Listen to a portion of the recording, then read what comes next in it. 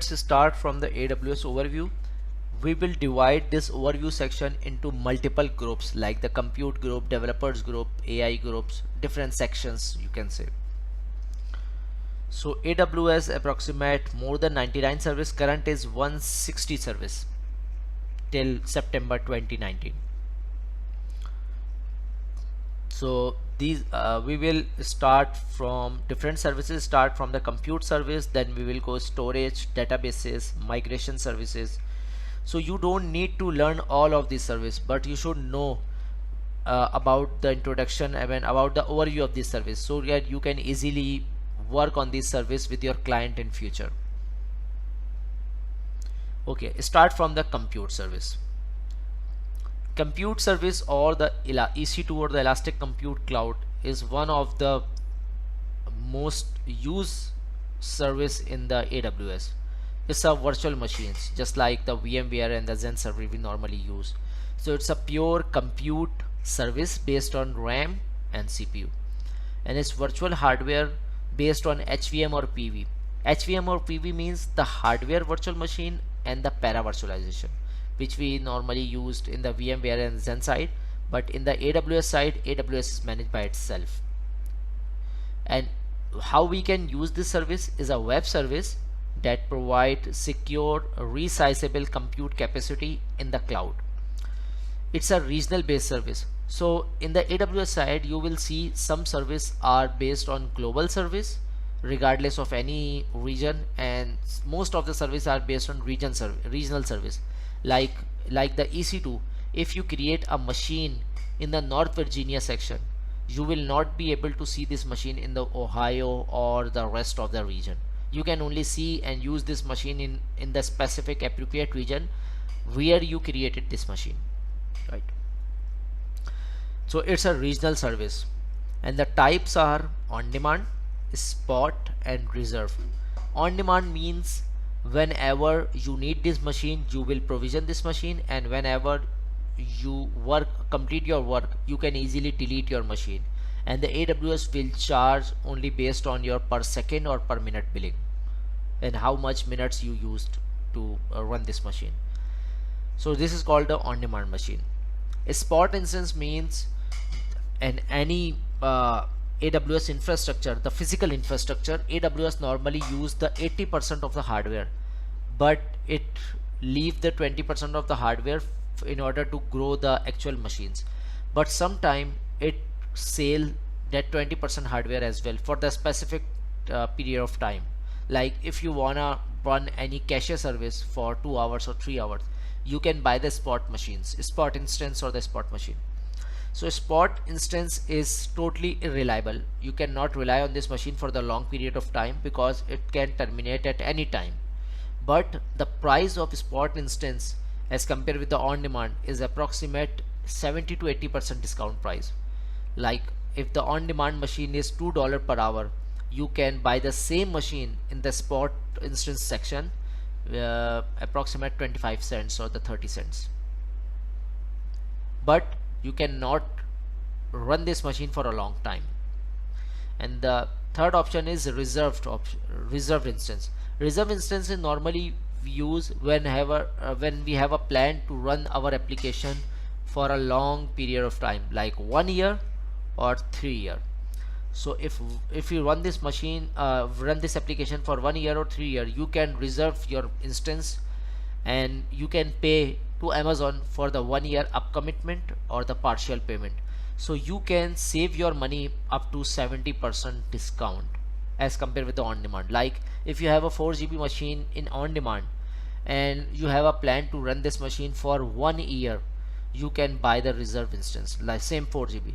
But if you calculate on demand machine for 1 year and if you calculate the reserve instance for 1 year, you can definitely check the discount price between the reserve instance and on demand instance. So price are based on per hour and per second. Per hour billing is normally based on Windows machine, while the per second is based on the Linux machine. And details are mentioned here. If you want to learn more about the AWS EC2, you can just click it here. Any question or we can go?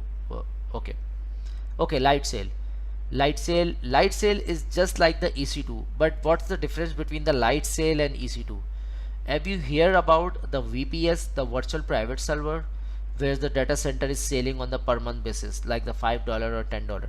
So in the Amazon EC2, you will pay only RAM and CPU, but you have to pay additional cost for the storage, for the network, and for the IP as well. But in the light sail, if you have a small application, you should not use the EC2. Rather, you should use the light sail, because light sail includes the complete package, which include the memory, the processor, the disk, and the data transfer rate, include the IP. So this will be the very cheap package and the very reasonable package as compared with the EC2 machine. Okay, AWS Elastic Container Service, AWS ECS. So AWS ECS is a container based service which based on Docker. You can install the Docker on your EC2 machine, or you can use the ECS service to run the Docker. Lambda service is actually the serverless architecture. Serverless architecture because there is no server exists in the AWS cloud, and AWS will only charge the query which you will run on the specific period of time. So you don't need to run any infrastructure, but you must be good in the Python or the Java or the Node.js in order to run the query, right?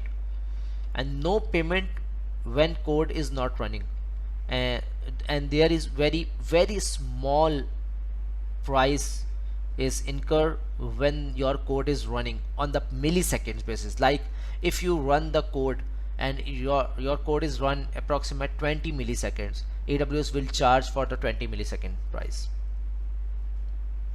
AWS batch is actually the combination of EC2 machines where the data scientists and the big data analytics use multiple EC2 machines processor to run the large batch processing. Like if you are data scientist and if you need the 2000 cores to 2500 cores, so you can use AWS batch where multiple run hundred or thousands of EC2 machines run for the specific period of time to complete the batch processing on that time, and once the batch processing completed, it will be terminated. So in that case you can use the AWS batch. So its service is different, but in the background you will use the same EC2 machines. AWS Elastic Beanstalk. This is the developer exam part, and Elastic Beanstalk is a free service. You don't need to pay any single penny, and Elastic Beanstalk basically allow you to build and run your application which based on Java, .NET, Python, Node.js, Ruby, Go, and IAS based. And you just, what you need to do, you just give your build pack based on these applications to the Elastic Beanstalk. Elastic Beanstalk will deploy this application on the EC2 machine without any manual interruption. If you compare this in the normal traditional environment, you have to create a machine, you have to deploy the build pack, you have to set up an environment, you have to install the Apache, and so on. But if you use the Elastic Beanstalk, you don't need to do anything. You just give the application, and rest of the thing with Elastic Beanstalk service will manage itself. It's a 100% free service. Only EC2 machines will incur charges which you will run using this Elastic Beanstalk on the period of time. This is all about the compute section. In next video we will discuss about the storage part. Thank you. Okay, so in the previous video we discussed about the computing section and the computing services, which include the AWS EC2, AWS batch, Elastic Beanstalk, and Lambda functions. In today's lecture we are going to discuss about the storage services, which include multiple AWS services like S3, EFS, Glacier, and Storage Gateway. So let's discuss one by one. Let's start from the S3. S3 basically a simple storage service, right? Okay, so AWS S3 is the simple storage service, just like the Google Drive. Many of you guys use the Google Drive and the OneDrive. So S3 is just like other Google Drive, along with some more advancement and some more features as compared with the Google Drive. So you can store virtually unlimited amount of data. There is no physical limitations how much data you can put it. It will normally calculate at the end of month. Like if you wanna put the data of approximately 1 TB, you can easily put it at the end of month. AWS will send an invoice uh, which will incur the 1 TB of data, right? But there is some limitations in different aspect. For example, the maximum upload file in a single put is 5 GB, and a single object size can range from 0 to 5 TB. So some students might a little bit confused related to the single put size and the object size range. So let me explain in depth. So maximum upload file in a single put is 5 GB. It means if you have a file, let's say you have a file of 100 GB of size, so whenever you start uploading that file and a single put in a single time, it will put a 5 GB of data, and it will split in a multi-part upload. It is technically called the multi-part upload, so that your 100 GB file will be divided into 5 GB or 4 GB, or might be possible that 100 MB, right? So it will divide it into multiple part, but that file cannot be uploaded more than 5 GB on a single time, right? This is called the multi-part upload. So might be possible that you will see this type of question in the exam. So the right answer will be, you will have to select the multi-part upload, which will help you to upload this file in a multiple small chunks, right? Now let's talk about the single object size. Single object size can range from 0 to 5 TB. So like for example, if you have a database file .edb, edb file normally takes a huge data and a huge file size. So if you have a file size of 6 TB, it will start uploading, but once it reaches the 5 TB, it will give you an error. So always remember, if you have a file more than 5 TB, don't try to upload in the S3 bucket, because it will never be uploaded. Even instead, it will break the file, and that file will not be usable form, right? I hope you got my point. Okay, the next is S3 types. S3 normally has 5 to 6 different types. Is standard infrequent access, reduced redundancy service, single zone infrequent access, and the Glacier. Glacier acts as a different service, but is also a part of the S3 bucket. So what's the difference between standard infrequent and reduced redundancy service? We will discuss in detail when we will start learning S3 along with the hands-on lab, right? But for now, you just need to remember the types. How many types of S3 do we have? And last, there is ST testimonials. If you wanna go in depth towards learn about the S3, you just click it here, right? This is the small testimonial video, and this is the detailed documentation. But definitely we will cover S3 in the later video series when we start working S3. Okay, the next storage type is EFS. EFS is actually the elastic file system. You can actually, similar is the network file system, like the OpenFiler, like the file for free, and so on, NAS for free, free NAS, so on. So it's just like the network file system. So it provides the simple scalable file storage for use with Amazon EC2 instance in the AWS cloud. So what's the difference between the EFS and the S3 bucket? So S3 bucket is an object based storage, while the EFS is actually a block level storage, which actually connect with the EC2 instance, multiple EC2 instance at one time. Just like you normally connect your on-premises network NFS with multiple machines on a single time using IP address, same like the EFS. So you will use EFS to connect with multiple EC2 machine on a single time in order to upload your data and download your data, which one you want to use that.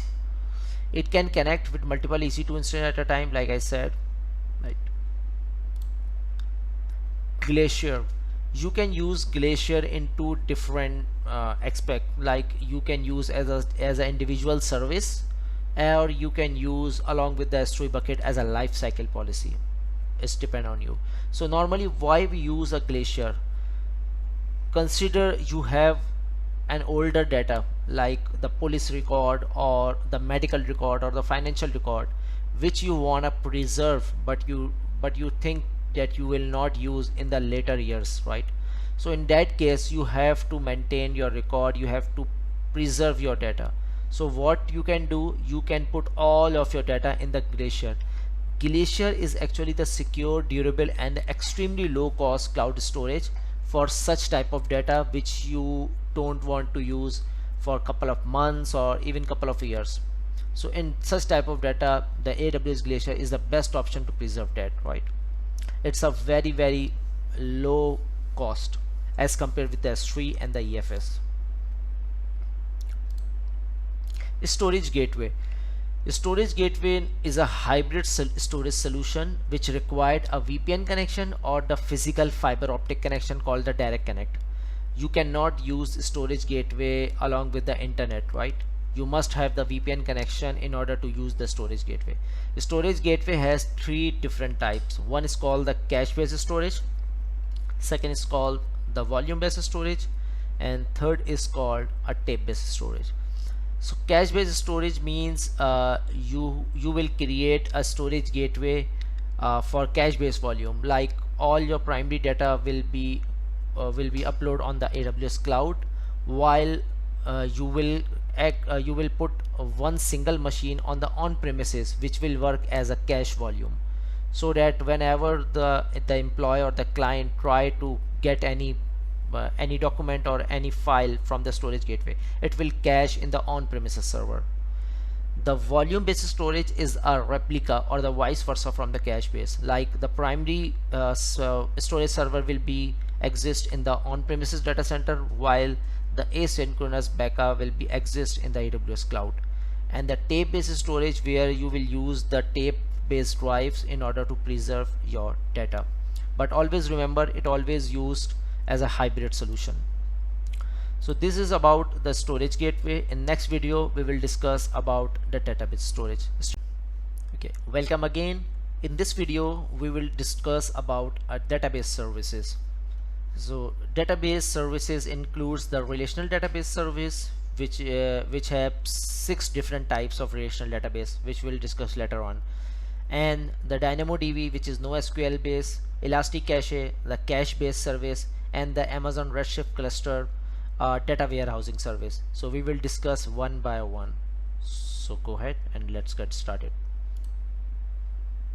So relational database is just like the normal database which you normally use for the on-premises environment. So it make it easy to set up, operate and scale a relational database in the cloud. So you don't need to worry about it. It's a fully managed service. You just have to configure using the basic parameters, and the rest of the things will AWS manage itself. So how many types of relational database server do we have? We have 6 different types of relational database in the AWS side. We can choose as per our requirements, but remember, out of 6 database service types, 4 is free, licensing free, and 2 have a different license. So start from the Aurora, Amazon Aurora, which is Amazon proprietary, means Amazon created itself. So Amazon normally recommend to use the Aurora because it's a proprietary service for Amazon. Second is the PostgreSQL, which is free, and the community edition is MySQL, which is most likely used in the community, right? And the fourth one is MariaDB, which is which is created from the MySQL. And the last but not the least, the Oracle and Microsoft SQL Server, which incurs the licensing cost. You cannot use the BYOL or bring your own license. AWS will give you the license along with the database. So if you use the Oracle, this is the standard edition and enterprise edition called the SE and EE. While if you use the Microsoft SQL Server, you will have 4 different options. First is Express Edition, second is called Web Edition, both are free, and the third is standard, and fourth are Enterprise Edition. So the third and 4 will incur charges, but if you use the Express edition and the web edition, it's free of cost. You just have to pay the server cost, not the Microsoft licensing cost, right?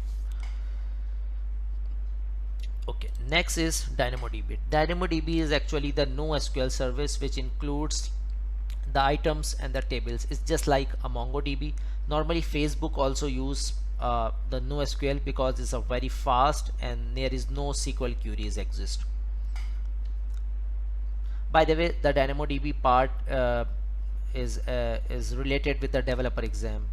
You will not see any in-depth question of DynamoDB in the solution architect and SysOp exam, but definitely you should be aware about the DynamoDB because sometimes the DynamoDB basic questions are included in the solution architect exam, so beware.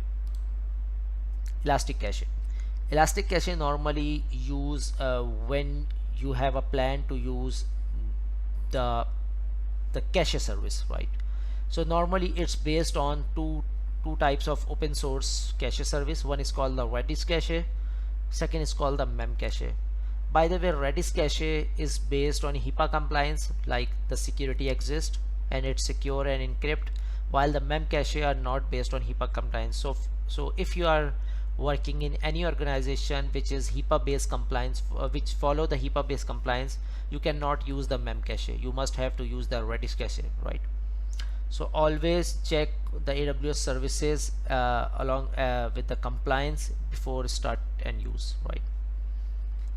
Okay, so if you are using any sort of databases or any sort of indexing, it might be possible that you will use the in-memory paging cache, but it's not enough. You must have to use another external service in order to maintain your cache service. So I think the Elastic Cache is the best option. Even you can use the Redis and Memcache installed as open source, but the Elastic Cache is a fully managed service, so you don't need to worry about that. You can just plug with the EC2 machines and just start working. It's popular choice for gaming, financial service, healthcare and IoT applications.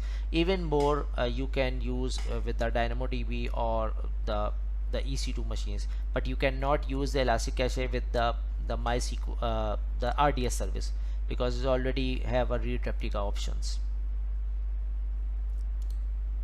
Redshift normally used for data warehousing purpose, and it's a very simple and cost effective to analyze all the data using the standard SQL queries and your existing business intelligence tools. You will see multiple BI tools which requires some business analytics.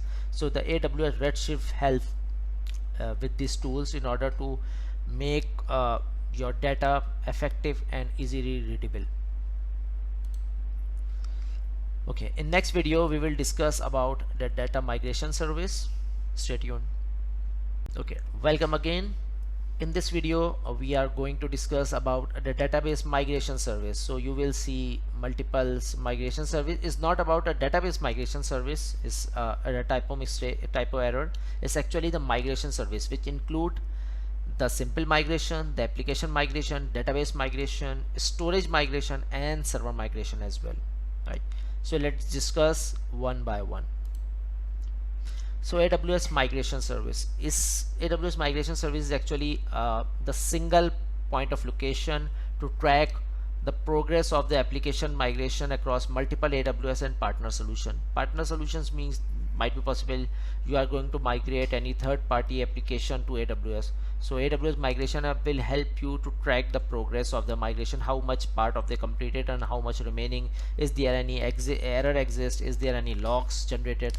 So these are some sort of parameters which AWS Migration Hub can look after.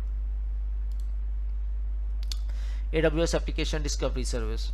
So AWS Application Discovery Service help enterprise customer plan migration project by gathering information about their on-premises data center. So Application Discovery Service will not give you the fully migration service, right? It's a discovery service which help you to check whether the on-premises application are capable to run on AWS cloud or not. It might be possible that the application is not compatible with the AWS cloud, so you need to roll back that. So to avoid such type of circumstances, to avoid the rollback situation, AWS Application Discovery Service will help you to check whether your on-premises applications are capable to run on discoveries on AWS or not, right? So don't confuse about the migration and the discovery service. Database migrations. So database migration service help you migrate database to AWS quickly and securely. Like if you are running the MySQL on premises and you wanna migrate that database to the AWS cloud, you can easily just connect from on-premises database and just start migration. Same for MS SQL, same for Oracle, and so on. Even if you have a MySQL and you wanna migrate and transform into MariaDB, you can easily do that using the migration service. Server migration service. So server migration service, or the SMS, is an agentless service, so you don't need to install any sort of agent in the machine, in the on-premises machine, which make it easier and faster for you to migrate thousands of on-premises workload to AWS. So it's a very interesting service. For without this will be very hard to migrate the on-premises server into AWS cloud, and it's a very lengthy process. Snowball. So what Snowball is? Snowball actually the physical hardware storage, just like the NAS storage, but this is secure and encrypted. So why we normally use the Snowball? Consider if you have a 10 terabyte of data or the 20 terabyte of data, will you be able to migrate the 10 terabyte of data over the VPN connection? Absolutely not, because VPN is a very slow connection. Even the 50 to 100 Mbps you can just consider if you have a high throughput of internet. But in that case, even in that case, the encryption and the authentication process will slow down the VPN connection throughput. Even if the VPN connection or internet goes down, the whole transmission and the whole migration will stop. So the best way to migrate the large amount of data using the Snowball. So this Snowball will actually AWS ship in your on-premises data center or your office, and you just connect this Snowball with your existing network infrastructure, move out all of the data, and ship to AWS. Once AWS will receive this Snowball, AWS will connect to the S3 and move all the data in your S3 bucket.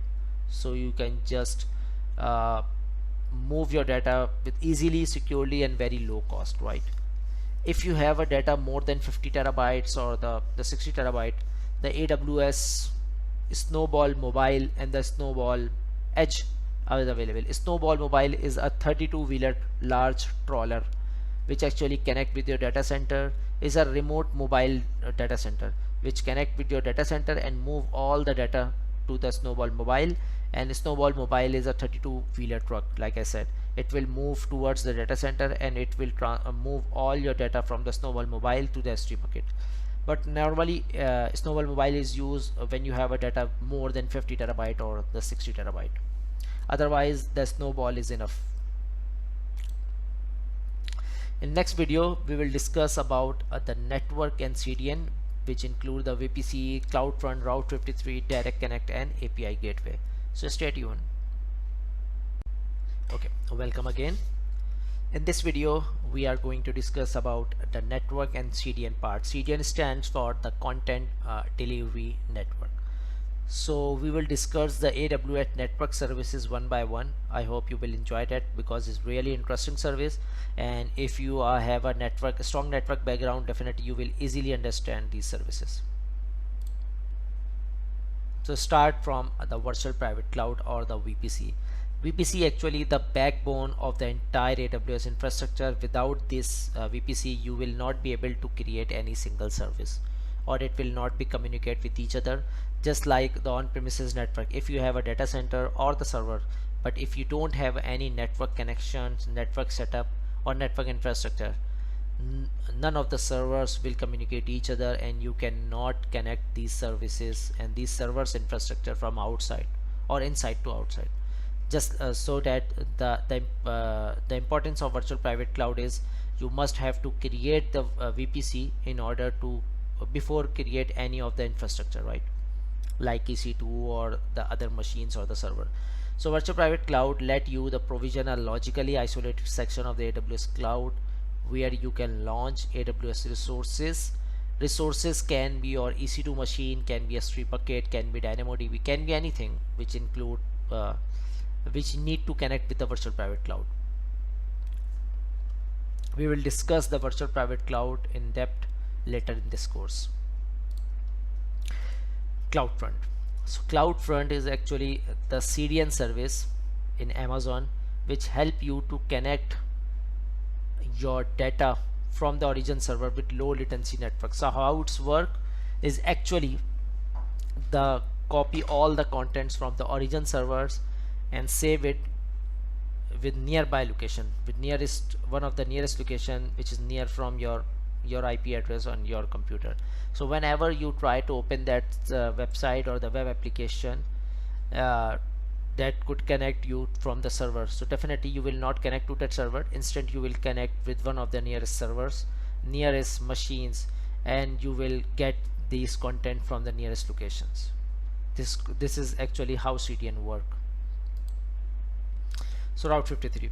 Route 53 is actually the highly available and scalable cloud domain name service like the DNS service.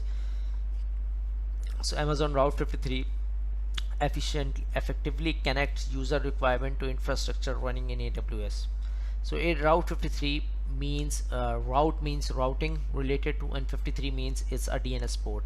So it's actually the DNS service where you create a multiple records or the DNS zone. Record means the A record, the MX record, the CNAME record, the alias record, and so on, which you normally use in the GoDaddy, Namecheap, and other services for the DNS subscriptions. And that even you can buy the domain name as well. The most advanced option in this Route 53 is the routing. You can set multiple type of routing like the geo based routing, the failover routing, the low latency based routing, and active passive routing as well. API gateway. This API gateway is normally, this service is related part of the developer exam, and normally developers use this API gateway. So API gateway is a fully managed service that make it easy for developers to create, publish, maintain, monitor, and secure API at any scale. Like if you are good in API and you are working on the API gateway, or the API services connect with multiple AWS service with your applications or the middleware application, the API gateway will help you to complete that part. Direct connect.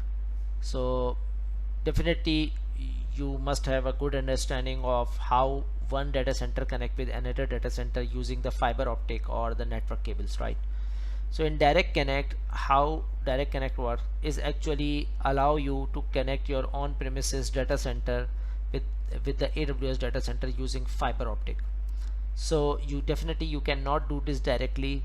Instead there will be the ISP exist between your data center and Amazon data center, and that ISP will be the part of the Amazon partner network.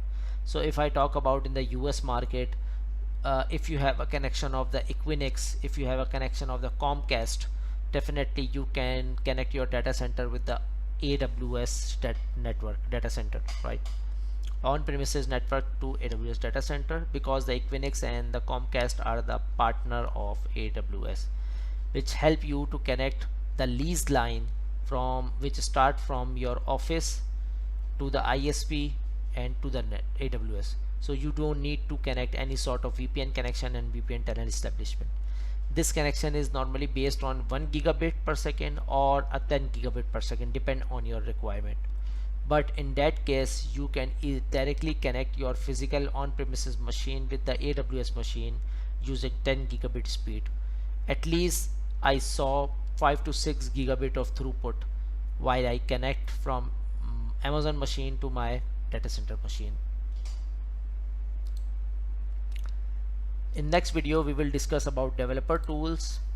I hope you enjoyed that video and you understand this video. Thank you. Okay, welcome again. In this video we will discuss about the developers tools. This developers tool normally come in developer exam, and most of the architect and the solution architect don't use this type of tools, but if you are working as a DevOps engineer, definitely you must have a good understanding of these tools. We will cover these tools except Cloud9 and X-Ray. The first 5 service we will cover in the later on along with the hands-on lab, right? So don't worry. AWS CodeStar. So AWS CodeStar actually enable you to quickly develop, build and deploy application on AWS. Is actually help you to connect the code build, code deploy and code pipeline process using a single dashboard option in the CodeStar. So in the AWS CodeStar, it help you to run multiple CI/CD pipelines or the multiple DevOps process using a single dashboard. Might be possible that you are running the PHP deployment on the same time you are running the Python deployment. So both deployment you can see the whole progress and the whole process in the AWS CodeStar option.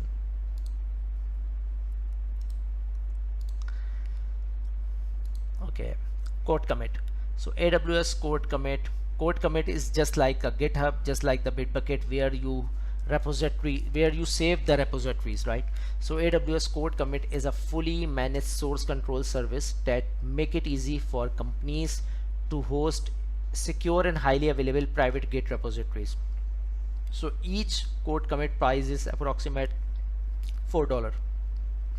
But if you are working on the GitHub, if you are working on Bitbucket, if you are working on Azure DevOps, you can easily work on code commit.